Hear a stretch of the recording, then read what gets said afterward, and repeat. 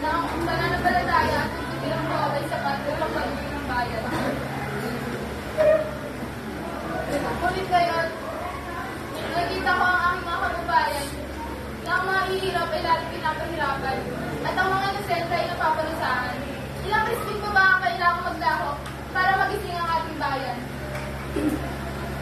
Hanapin niyo ang mga anak ko. Basilio, Crispin, nakasaan na kayo? Hindi ko man lang kayo nayakap bago kayo tulungang kinuha sa akin.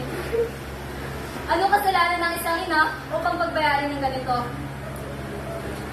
Kasalanan ba ang kahirapan? Kung gaya ng hustisya sa ating bayan, walang laban, walang boses, sino ba makakahanap ng katarungan?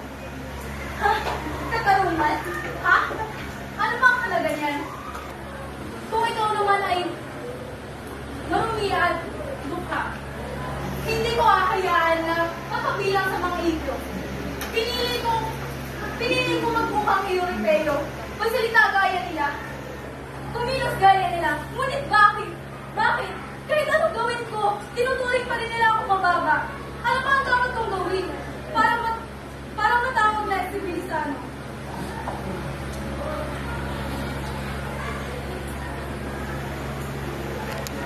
Tayo ay biktima ng isang bulok na sistema. Kung gayon, may pag-asa pa ba? Ano nga ba ang halaga ng pagpapanggap kung sa huli, isa pa rin akong alipin ng buwad ng mundo?